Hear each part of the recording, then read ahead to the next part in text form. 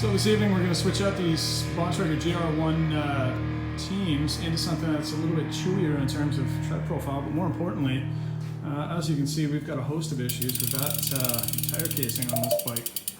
Absolutely hideous. So nominal wear on this tire, but obviously some bigger challenges at hand as this casing's walking back and forth like crazy. Maybe 1,500 kilometers on this, just for posterity's sake. Just want to show you that that wheel is pin straight. That's been through a tuning stand several times, but a bunch of issues with this tire. So yes, some minor shenanigans, but yeah, we're going to see what we can do to swap that out for something that's a little bit more suitable for adventure shenanigans, and yeah, tear this thing off and deal with the tubeless sealant debacle. Okay, so my Frankenstein gravel bike that is essentially cobbled together. It's originally just supposed to be a trainer bike. It's cobbled together with a mix of all kinds of bizarre stuff that I've been able to source from work at the shop, from teardown parts and so on and so forth. But it has actually gotten me all over the place. It's turned into a pretty usable steed as it's sort of evolved from a junker of a trainer bike. Honestly, this bike isn't really even supposed to have the tire capability that it does. Thanks to BMC, they have a bit of foresight and some room to work with. So I'm running 40C tires on here right now.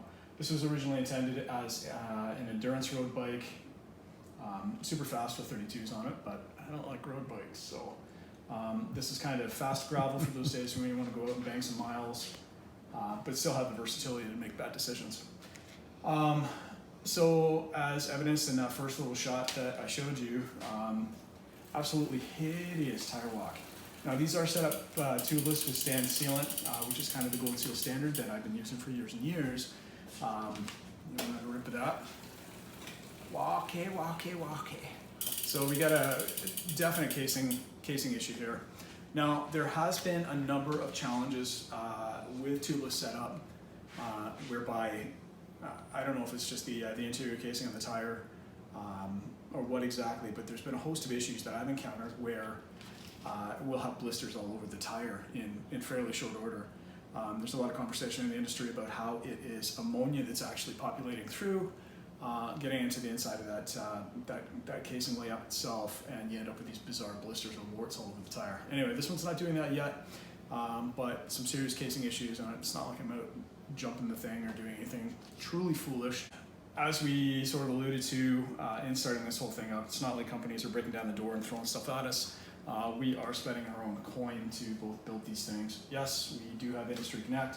I do work in a shop on a day-to-day basis. That is my bread and butter, but still, it's money out of pocket to actually purchase this stuff and make these changes. So I paid for the Bontrager tires. They're fast rolling, and I'm pleased with them for most applications. The traction sucks if things get loose, but I mean, it's a grody tire, to kind of use that phrase. Definitely an evolution of what you'll see on endurance road bikes. Lots of teeny tiny little knobs, and they just don't hook up in the loose. So I dropped coin this week on a totally different direction. With the state of the industry right now, it's very much the question of what the hell can I get? So taking a hard look at how my gravel bike gets ridden. Yes, this ends up in situations, sometimes intentionally, sometimes not, where one wouldn't normally take a gravel bike. So I picked up a set of the Vittoria Terreno mix gravel tires. So these guys, they retail for $80. Pretty chewy tread profile on these guys. I know I'm going to sacrifice a little bit of fast rolling, add a little bit of a resistance, but honestly the goal here is to put a more capable tire on there. Slightly burlier casing. Honestly, I'm not out there to set KOMs, I'm just out there to rip and log the miles. So hopefully these afford me more opportunity to get out and go. So we're going to tear these tires off, make a hell of a mess, and see how these set up to this.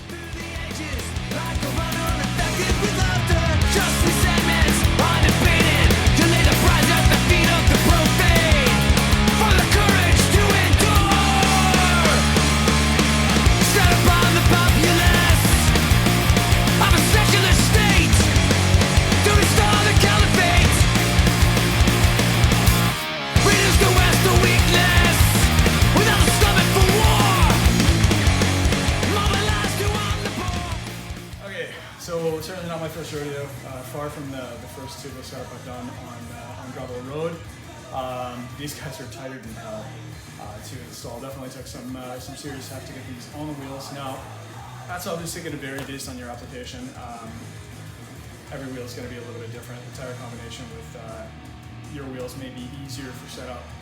Now, reputation-wise, the Vittoria tires do have a rep of being super tight for installation. They nailed it on this one. However, what I can say is these things, they snapped into place beautifully, super easily, and they are set up spinning very smoothly. Pay no attention to the fact that my brakes are dragging a little bit there. That's a future bend problem. Anyway, the profile is certainly set up super chunky. Stoked to get out and pedal these things. I'm going to make some bad decisions on these for sure.